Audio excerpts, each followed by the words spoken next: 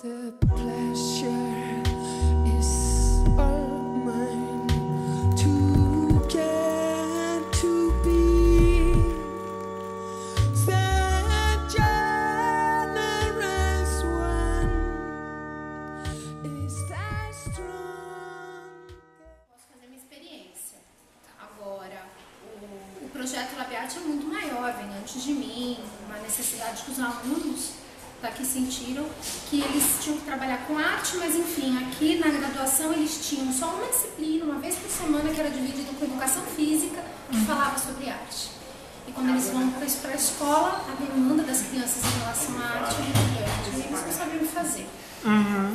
Então o Labiarte veio para preencher essa lacuna que eles sentiam de uma vivência em linguagens artísticas. Eu venho lá da Letras, e lá fiz vários cursos que falam das histórias tradicionais, enfim, fui descobrir que essas histórias todas que a gente chama de histórias infantis não foram escritas para crianças, elas foram criadas especialmente para educar príncipes, educar sábios, né? E eu fiquei muito fascinada com aquilo tudo, principalmente porque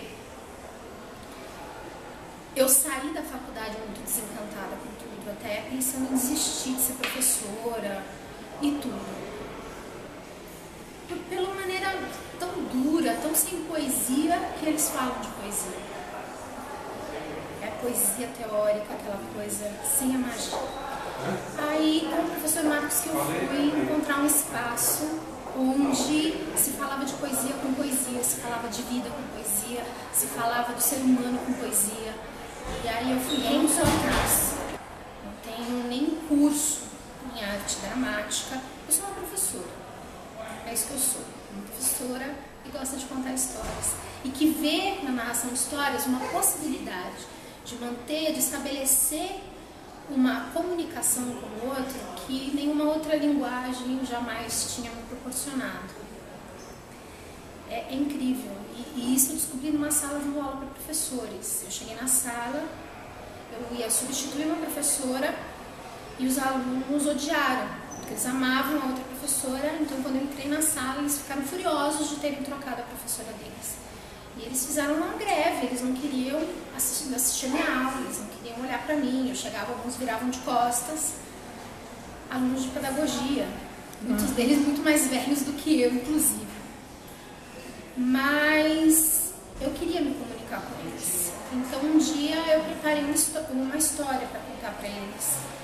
E pela primeira vez eu vi todo mundo se virar, olhar para mim e prestar atenção. A narração de histórias é isso, é uma possibilidade de um diálogo íntimo com as pessoas. Ainda que a gente não fale das nossas intimidades, nós partilhamos imagens internas muito caras, muito carregadas de significado. Significado de quê? De humanidade. Eu não consigo fazer isso na escola comum.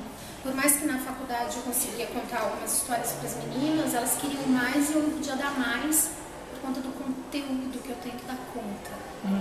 Né? E até mesmo o controle da coordenação e tudo mais. Como assim, toda hora que passo na aula da Fabiana, ela está contando uma história. Que história é essa? Que aula é essa? Né, não é considerado aula. Até mesmo na educação infantil ainda. A professora conta história quando sobra tempo, conta história, a história não faz mesmo parte. Ou é usada como uma maneira de fazer as crianças ficarem quietas, mas nunca dada como um presente da história, né? Esses dias até enquanto eu estava andando na rua, aí uma moça, Rúbia, eu sou Fabiana Rubira, ela, Rúbia, e aí ela veio na minha direção e falou, ai, você que conta aquelas histórias tão lindas, nunca esqueci aquela história que você contou, assim, assado, eu sempre conto para os meus alunos, ai, que especial, Eu não corrigi. E eu achei ótimo, eu falei, nossa, ela esqueceu meu nome, mas não esqueceu a história. Esse é o meu objetivo, fazer as pessoas lembrarem das histórias.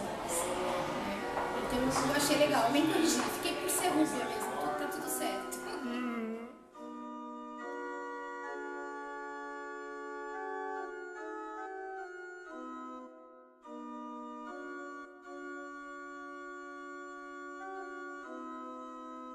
The pleasure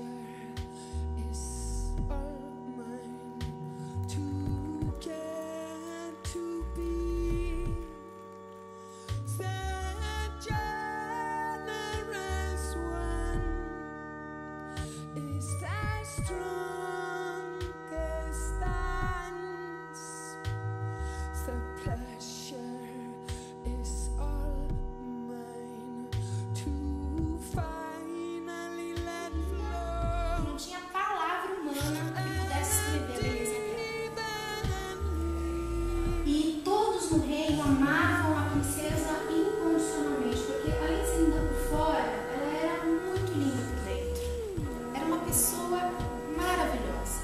Então ela era considerada a joia preciosa daquele lugar.